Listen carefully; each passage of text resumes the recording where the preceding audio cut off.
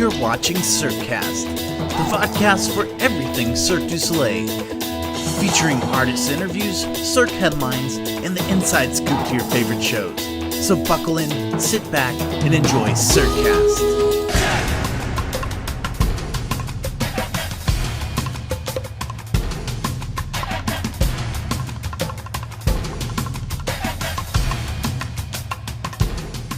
Our guest this month is an acrobat from Cirque du Soleil's Totem. All the way from Boise, Idaho, we have David Resnick joining us today. How are you doing, David? I'm doing very well. How are you guys? Excited you can join us. Yeah. It's actually like there's not much of this kind of contact that goes on with the artists, so it's good for people to like understand what we do, because like any professional athlete, they're always interviewed. There's always some platform of media where they connect with the people. That's why, you know, the sports are so well known, but like for Cirque artists, we're very hidden in a way, and we don't get to talk and talk about the ins and outs and the nuances and stuff with you guys. So that's what I'm here for. So I feel like, for example, you guys have media days and things like that, and most of the stuff is, in my opinion, repetitive, because obviously you're in a new market and you might get the same type of questions, but you don't get to elaborate. Is that correct? Yeah, I mean, it's the way that the publicist connects with the publicist in the city that we're going to, and their collaborations on what to do. You know, if something works well, why change it too much? So we do a lot of the same things. Like when we do interviews for High Bar, we usually teach a skill to the interviewee or something like that, just because it's good interaction and it's pretty safe. And that's normally what we do. Other acts do different stuff, and I know other shows do different stuff as well. So tell us a little bit about yourself. You know where you're from. Growing up, how did you get into acrobatics? When I was born, my father owned a gymnastics school in Reno, Nevada. It's called Flips Gymnastics, and so my mom had me. I grew up in the gym. I was a rugrat playing 8 hours a day in the gym, just doing whatever, helping my dad build stuff or change the equipment around. My stepmom and my dad ran that gym for over 20 years, and they had over 30 kids get scholarships, collegiate scholarships from their program. And I grew up there in the gym, but when I started competing myself, I trained at a few gyms in Reno, Nevada. The last gym, Gymnastics Nevada, I trained with Jake Dalton, who was just on the Olympic team the last 2 Olympics for the U.S. He's a great guy. And then from there, I quit because doing gymnastics in college is expensive, and the men's programs are dying, and there's not any funding for scholarships for men's gymnastics like there is for women's. I believe there's like 7 or 8 schools left that have a partial scholarship program for men, and women have over 50 schools that offer full ride programs because of Title IX. So a lot of male gymnasts have no outlets or nowhere to go with their gymnastics careers, unless you have a lot of money in the bank. So I quit and I just started coaching. And from there, I was able to train for free in the gyms in which I was coaching. And that's how I kind of kept myself in shape. Worked on a cruise ship, Royal Caribbean, Oasis of the Seas. Did a year contract there, which was really cool. I learned how to high dive, which was awesome. Doing like a few different shows a week. And then I auditioned for Cirque in 2009. And they offered me 5 different contracts before I finally accepted what was right for me and the right timing. And so if you did a good job and they know of you and they want you, whenever something comes up that they believe would fit you, they reach out to you, which is really cool.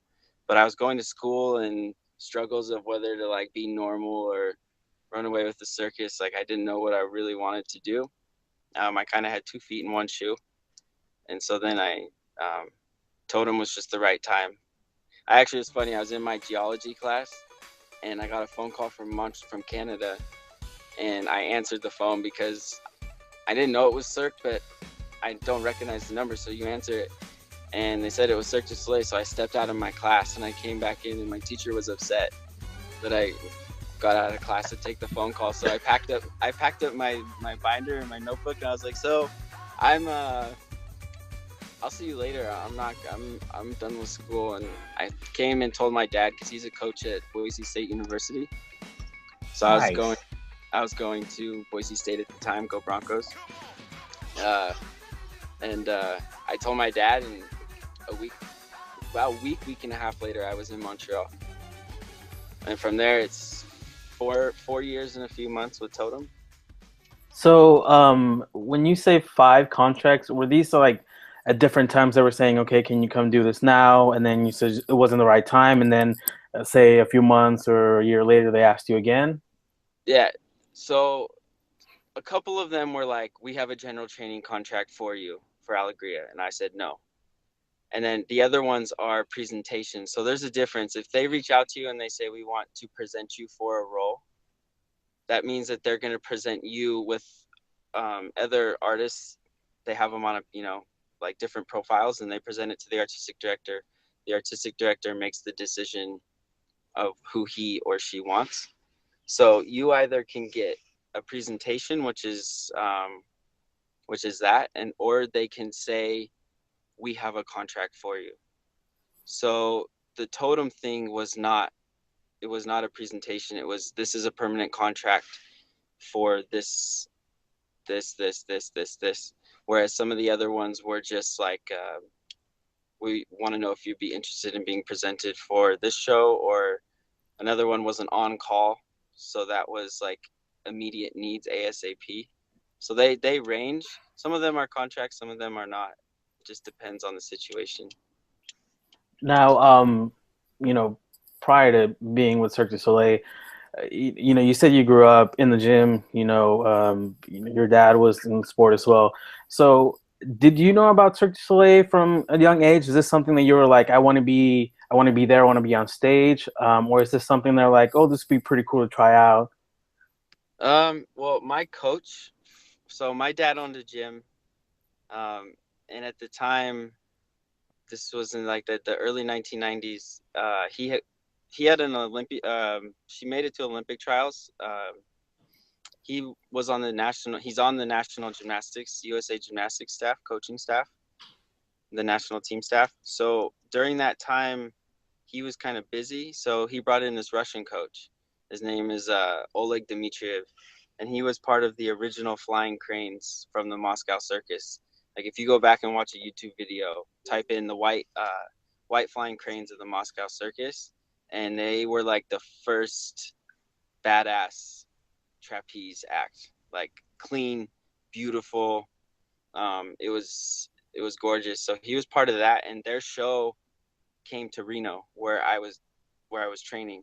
So he would coach us in the morning, and then take me and his son and the other Russian boys whose dads were also in the trapeze act. So we would work out together in the morning at my dad's gym. He would take us to the show. We would hang out backstage and watch them put their makeup on and like warm up and get ready. And we would play ping pong, pool.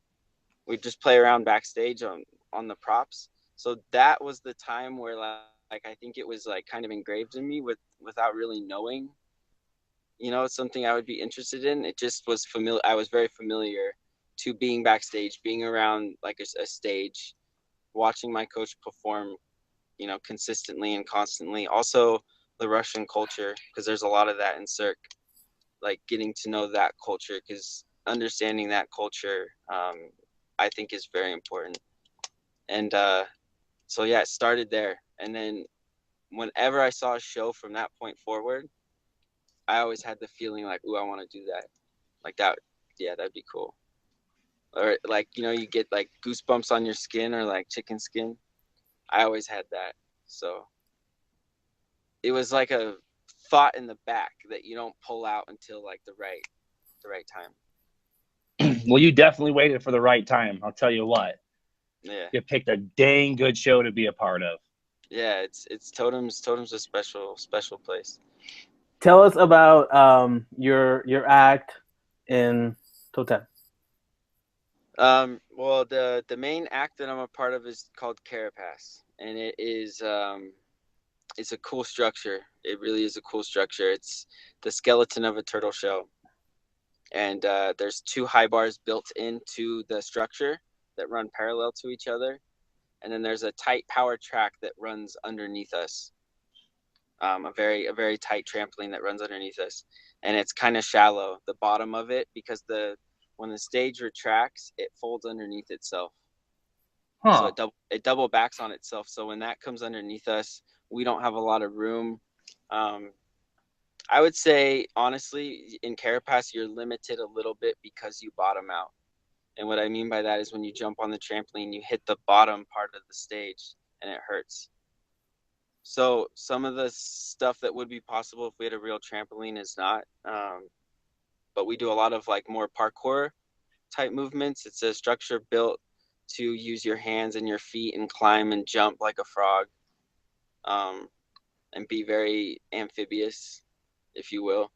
And then the other act that I do is called Crystal Man. Well, it's not really an act. It's like a different cue. It's a character. And that's what I originally was brought in for.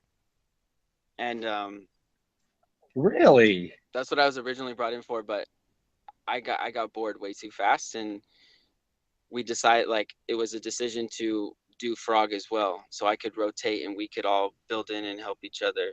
So Carapace is 4 guys on stage simultaneously. We jump within each other, we swing with each other. Normally all of us have pairs, so we all are able to swing the partner sections with different people, with doing different sides. So we have one side that's called giving, and one side that's called leaving. So the main skill that we do is called a banneau. That's where you see us fly from one bar to another. It's like we do it probably 15 times in the act if you watch it.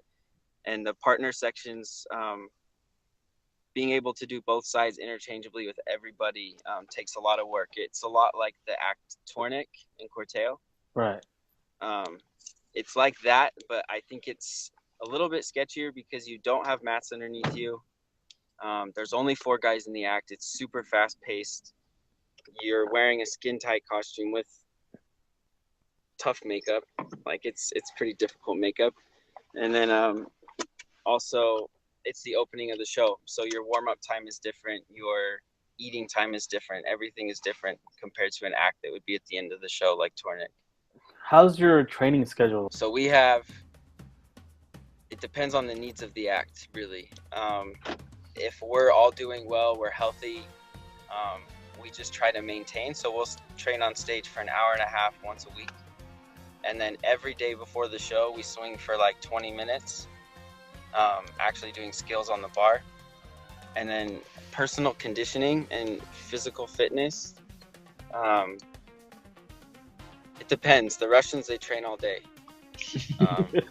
No, I'm serious. I'm serious with that. That's not like they live. I know. I believe you. It's so funny, man. It's like I don't know how they never get sore. I really don't. Because they train all day. But us, like me, probably I would say 45 minutes of physio, which is injury prevention, on top of an hour of physical exercise a day. Whether that's cardio, core, circuit, VO2 max stuff. It just depends. Flexibility. So now that you're actually a frog, are you considered the backup for Crystal Man, or how does it work? No, I'm the main. The first year and a half I was at Totem, I did just Crystal Man, and then I started to work into frog, and Chow Young, one of my teammates, the Chinese acrobat, he flipped in. So now we rotate even week to week. So if we do 10 shows, 5 and 5, which is good. It's healthy for both of us to be able to do different stuff, because that doesn't happen often in Cirque, that you're able to change roles night to night. Yeah, it's pretty rare. Yeah, it's really rare. And extremely lucky, you know. Yeah. Stay fresh. I can only imagine this has gotta be nice for you to have that. Yeah, for sure. For sure. It keeps the body fresh, but the mind is more important. Yeah, I get pretty bored easily, so that would be hard for me to kind of live that Groundhog Day type of life. But if there was like at least another day I could go to and then come back, that might help. 2 days is better than one. Yes, this is true. Was it hard for you to adjust being on stage? You know, you've done this pretty much your whole life, but not necessarily on a stage. It takes time. Like, there's no coming from a gymnastics background and not having done a lot of performing on stage. Some, but little. And competition is completely different from performing. Like, those are two different beasts, in my opinion. So learning how to perform on stage and remember choreography and connect with the people and tell a story, it took me a lot of time. It was not something that it came naturally, but it also, for me, it took a lot of work, acting-wise, to get comfortable. And just, they call it like speaking with your eyes. I don't know if you've ever heard that expression, but like being able to look at somebody and make them feel 5 or 10 different things. Just by, emotions through your eyes. Like, that's what I find to be really special in circus. You have a lot of performers who, when they go on stage, or when we get to watch from sitting in the audience, you see the way that they look at the people and connect with the people. And I would say it's a general consistent thing in Cirque where people really speak with their eyes a lot. And it's really cool and it's really special, but I'm still trying to figure it out. I'm getting there. Because as a frog, like, people just stare at your face interestingly already. And Crystal Man, my face is covered, so I have no human. I'm not able to show myself or my human element, which is something I want to do. Now it sounds like you have a lot of fun, being on stage and with the people that you work with. But what's the hardest part of being on tour for you? Being away from family. That's the hardest thing for me. When you're like away and you're having fun and all of this is great, but like coming up, we have a stretch in Nagoya, and it's over the holidays.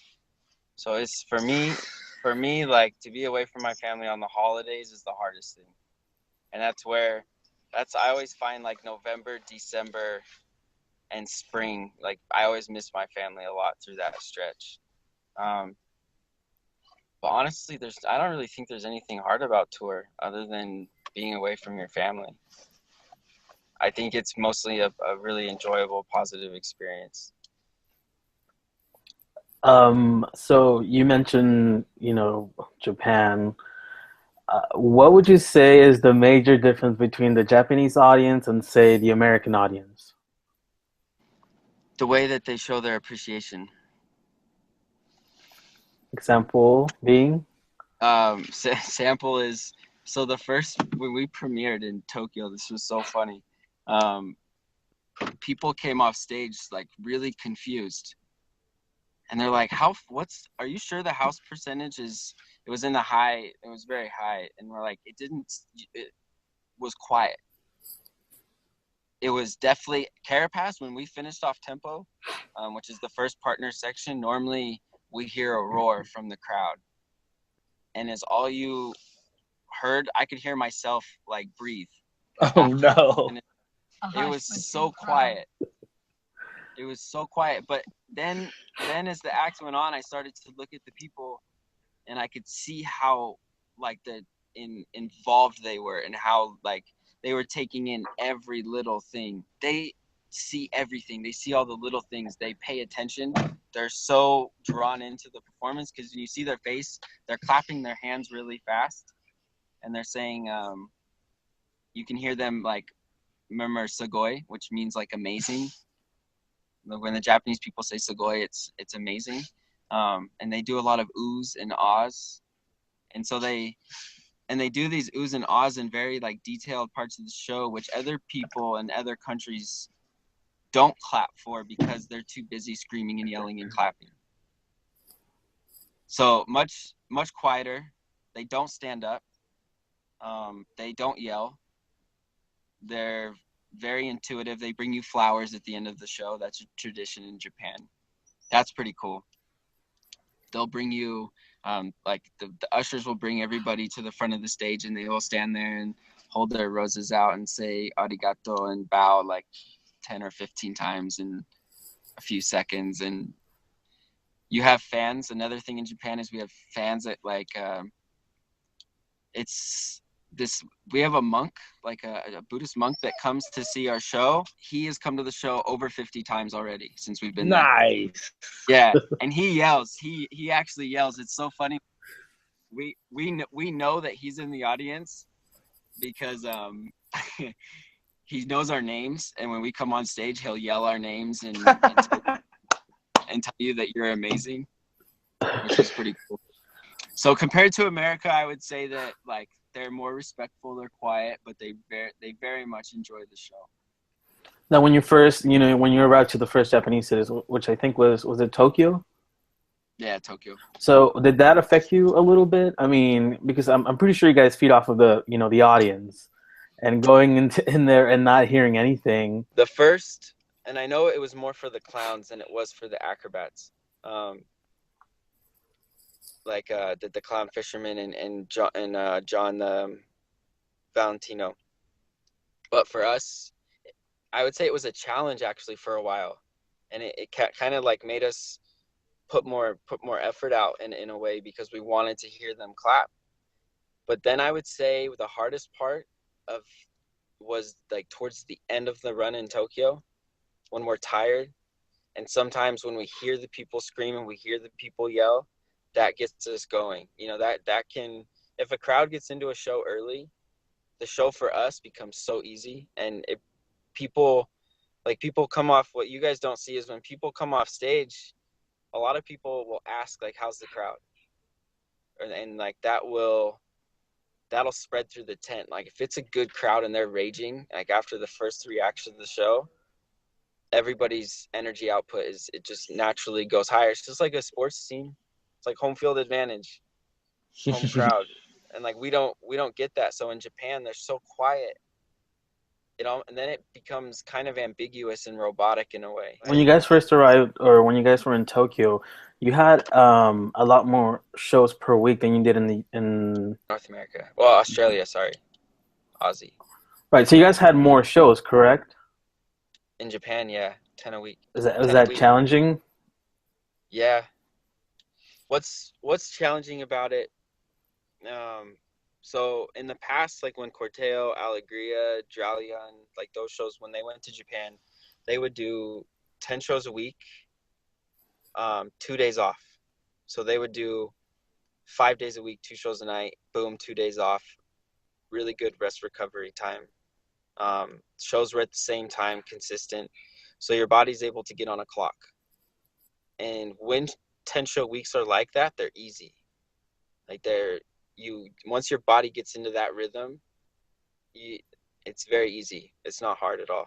What's hard now with Ovo and with us is Fuji, who owns the show when we're in Japan, Fuji Television. They've started to differentiate the start time. So we're performing at 11:30 in the morning after sometimes we finish a show the night before at like 10. So we're finishing shows late, and then especially for the frogs, we have to wake up and come in and start makeup early the next morning at 11:30. So performing at different, massively different times in the day is hard for the body because the way your blood flows, when your blood flows, when you're more awake, when you're used to firing up your muscles, if that's consistently inconsistent, then it's hard to stay healthy through a long run. Now the 11:30 shows are those like on the weekend? Sunday, yeah. Oh, okay. We go 12 on Saturday, 11:30 Sunday, 11:30 Monday, 12 or 12:30 the rest of the week. So what has been your favorite city so far? Anywhere.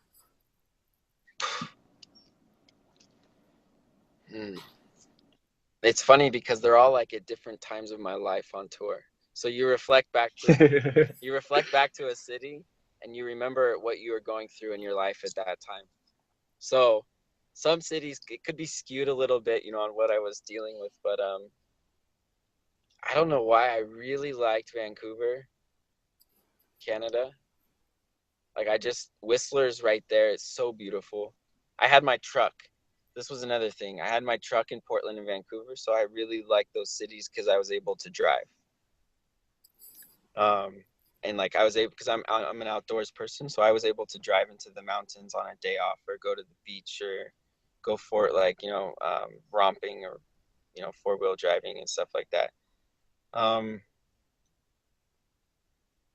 Another place I really liked was Melbourne, Australia.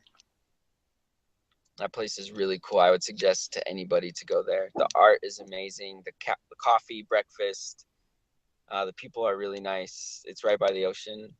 You're close to New Zealand if you do want to go over there. Yeah, that's been a dream of mine. It's just, wow, what a flight time. Like, I looked it up, and I was like, no, I can't sit still for longer than an hour, let alone 17 in a tube, so I'm a pass. And actually, another city that ranks up with those ones I just mentioned is Osaka. Osaka's badass. How long were you guys there? 14 weeks. Wow. Yeah. That's crazy. It's pretty long. That's a longer run than normal. Yeah, because there's like 5 million people in Osaka. Wow. That must be awesome. Yeah, it was good. It was good. It was a really cool city. And the crowds Beautiful. are pretty much consistent as far as, the show? Yeah, we had a dip in Osaka. Not a bad dip, but because some Japanese companies, they buy out sections of the tent consistently for the whole run. And some company bought some seats out this run, and then they never used them, or something didn't go right. I don't know exactly what happened, but those seats were consistently empty the whole entire run.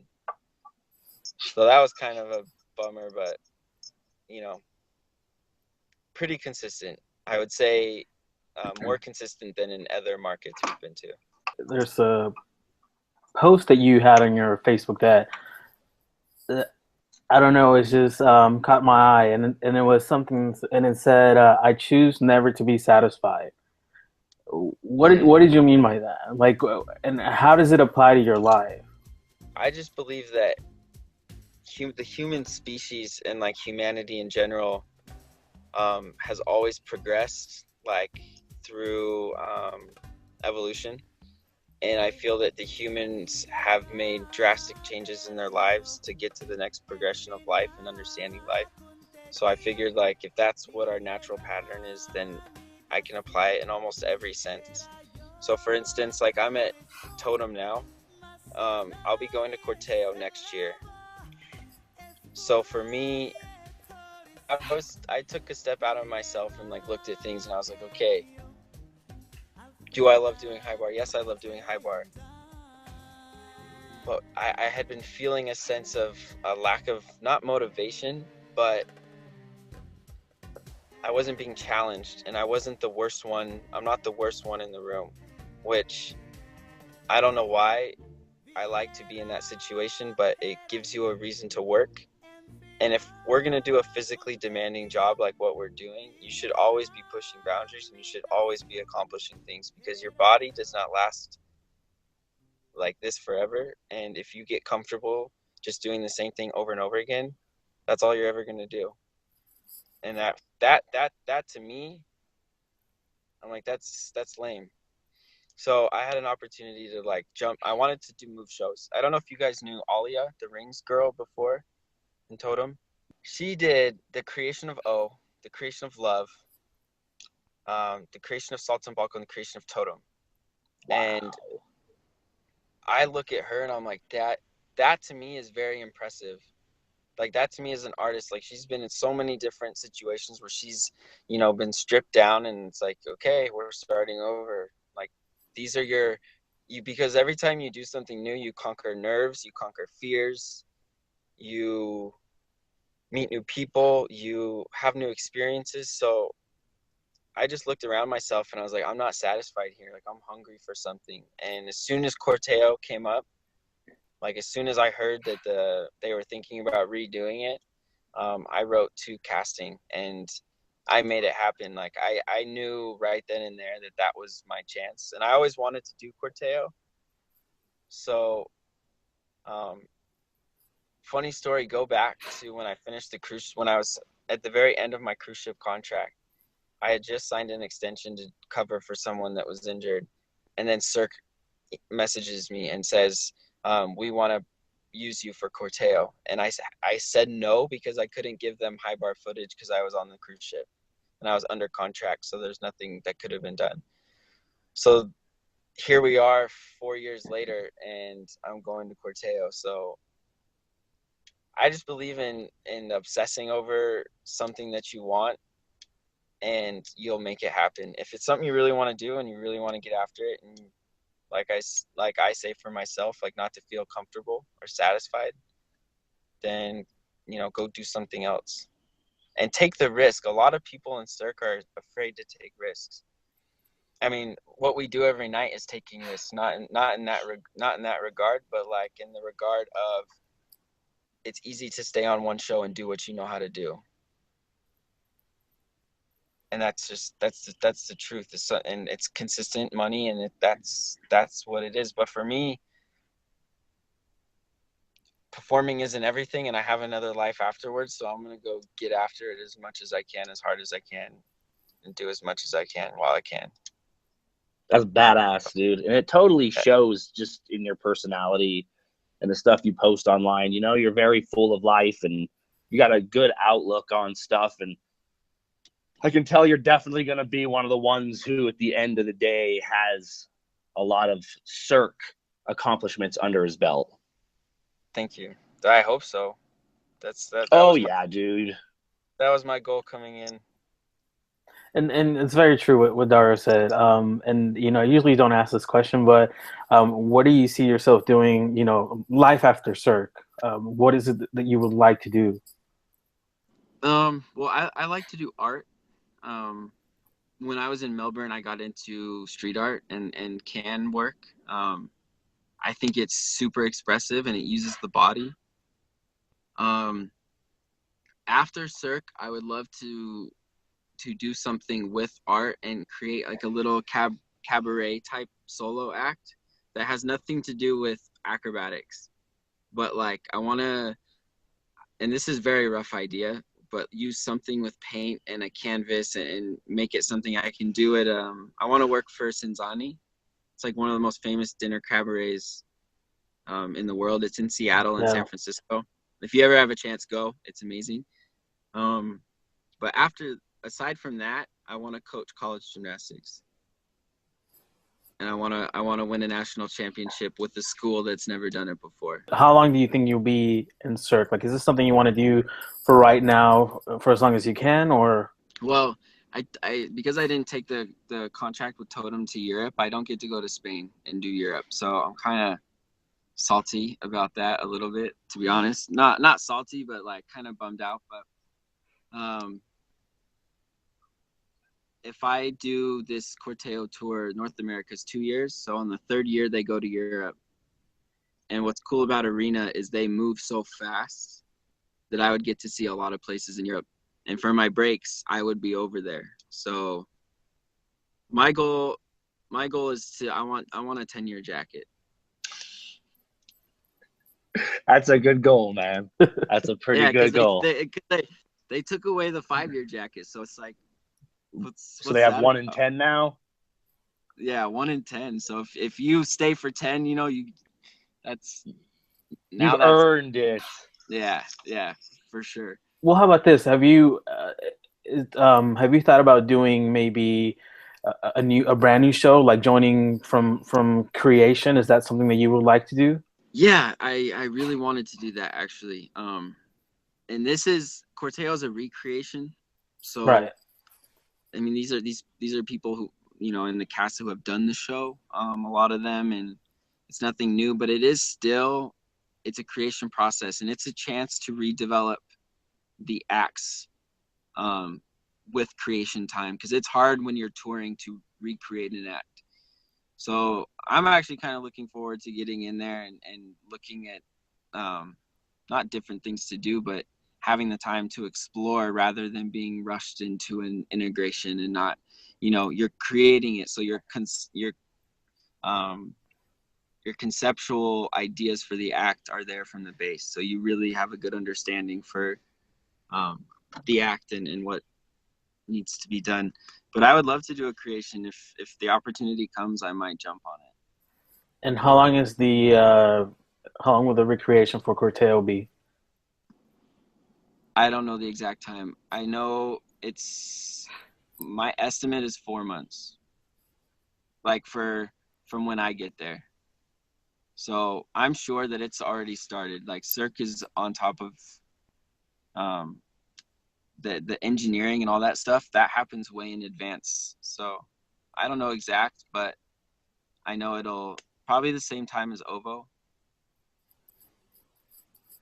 Well, this will definitely be an arena show that a lot of people will be excited about, because originally Cirque has said Corteo is not doing arena, it's just too difficult, and then suddenly they came out with the news that it is coming back. So that should be fun.